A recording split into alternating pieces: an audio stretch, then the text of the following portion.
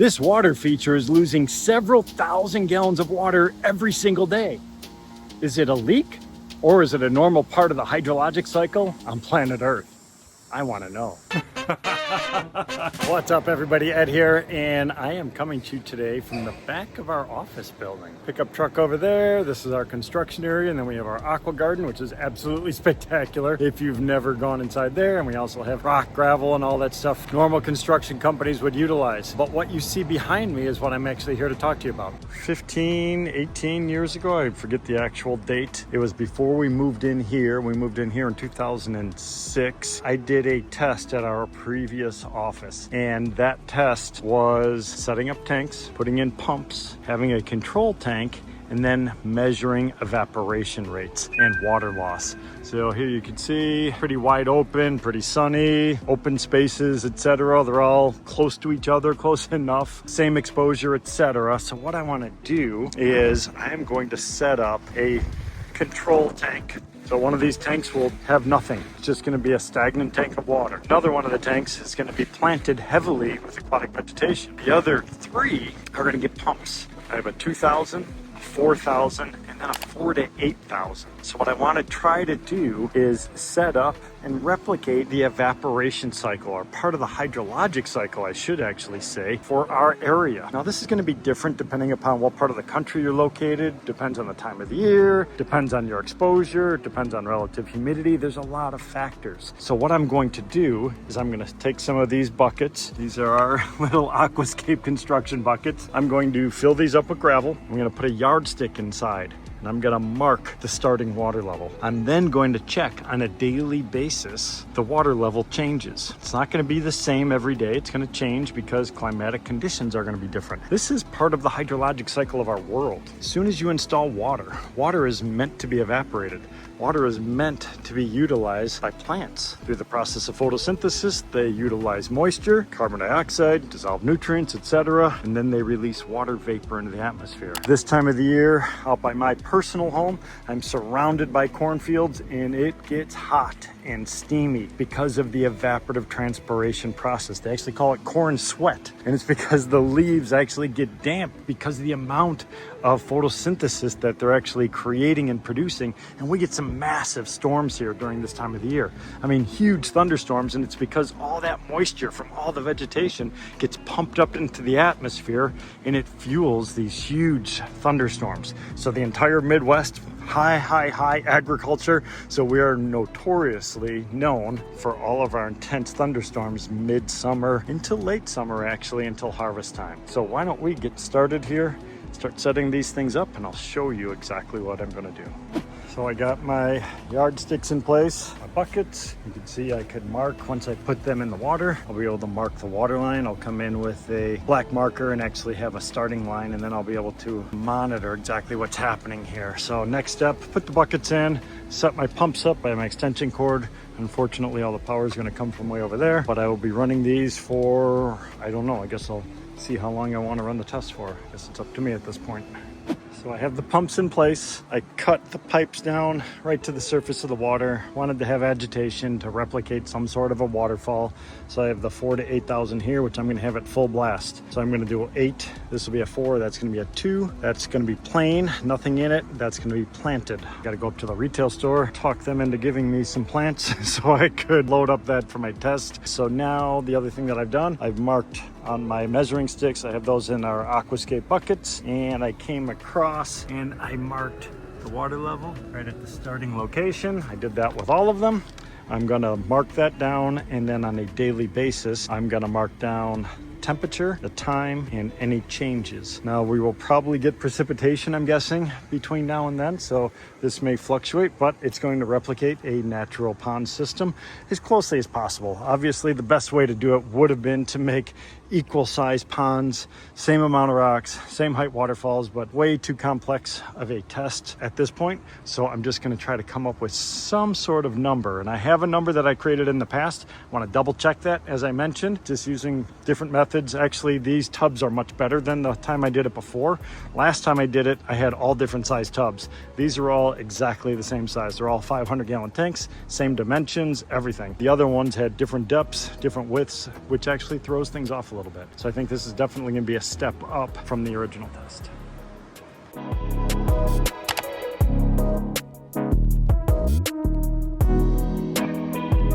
Pumps are operational. Next step, get the plants in. Just wanted to show this very, very quickly. Obviously, you can see the difference in the pump volumes. 2,000 GPH, 4,000, 8,000, all 2-inch pipe. If I did a smaller pipe on that one, that would probably shoot up higher. But the idea behind this is to replicate typical flow rates in backyard ponds.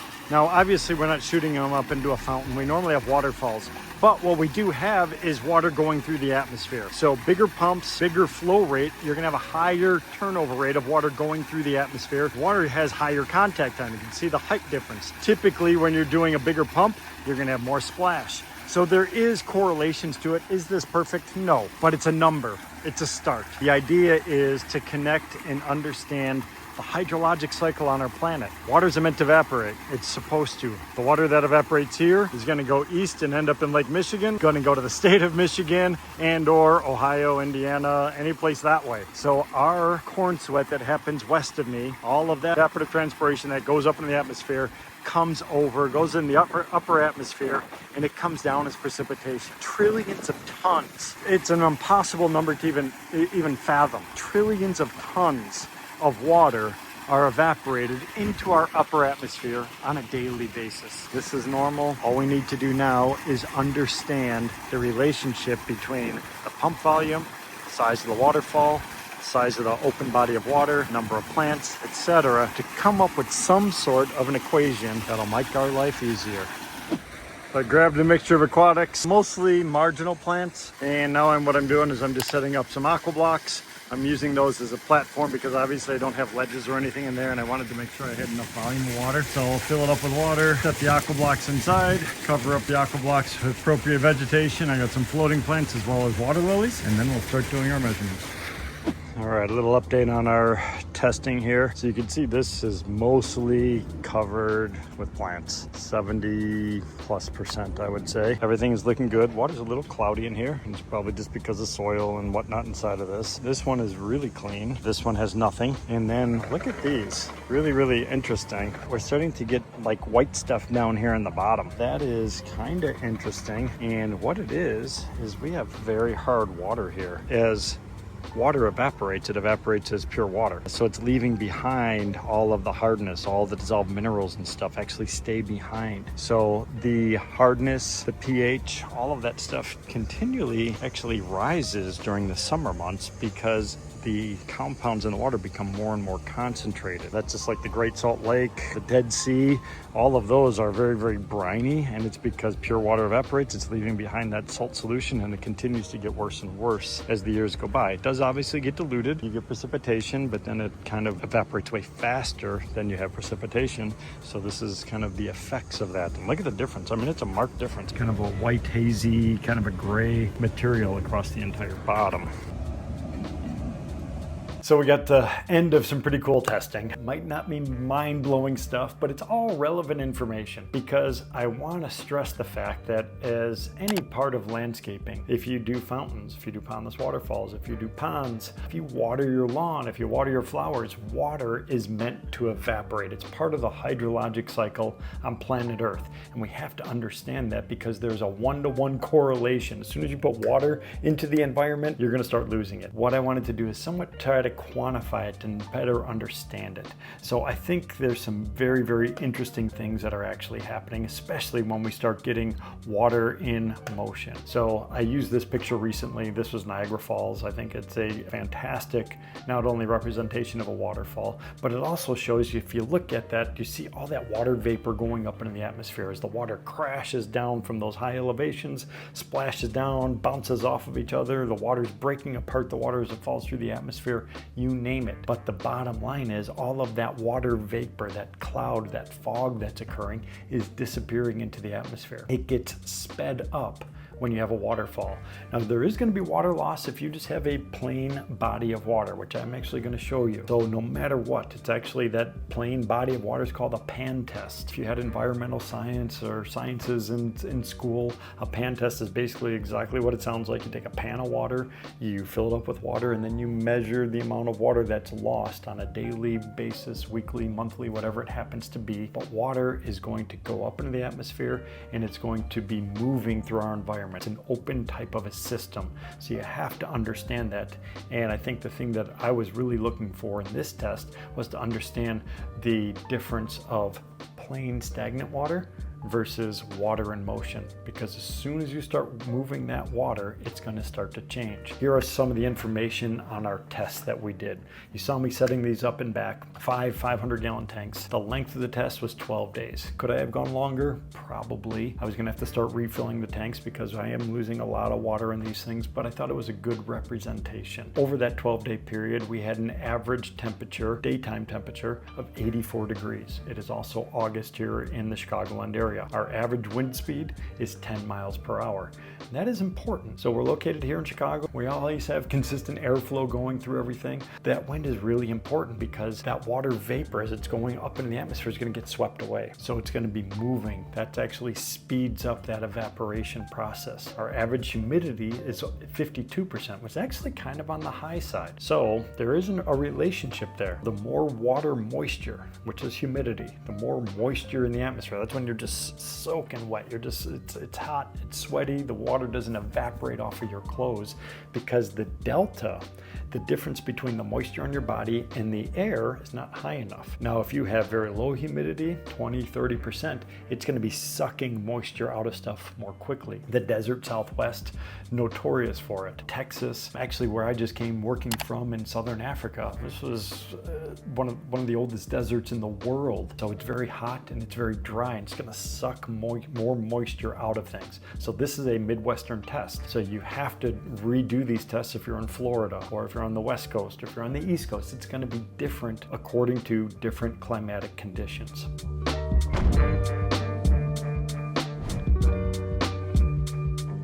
1 inch of water on my tanks that I had was 19 gallons of water. 1/8 of an inch, I measured approximately to about 1/8 of an inch. It's kind of hard just because of the meniscus of the water, etc. About 1/8 of an inch, I think I could measure that fairly accurately. So 1/8 of an inch over that tank is 2.375 gallons of water. Here are some of these results. I thought this was really, really interesting. 7/31 I started it. The first day of testing was on the 1st.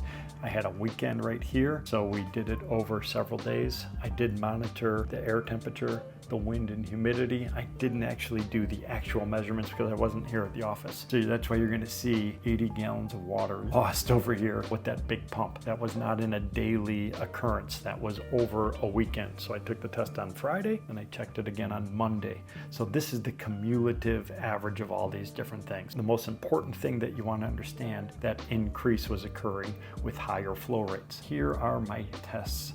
So I had 1 tank with plain water, no flow. I had 1 heavily planted tank. I had 1 with 2,000 GPH, 1 4,000 GPH, 1 8,000. What I want to stress, 500-gallon tank. If I have a 8,000 GPH pump, that output is going to turn that tank over 16 times every hour. The higher the turnover rate, the more water you're putting up into the atmosphere that's passing through the air at any given moment in time is going to increase the amount of evaporation. So you have to be conscious of that. Now, there are some unknown factors that I didn't take into consideration. These were just simple open tanks, but the whole point of doing this test was basically just to try to quantify and understand that linear relationship of the amount of water increases, the amount of water lost increases on a daily, weekly, monthly level because of the more water that flows through the atmosphere.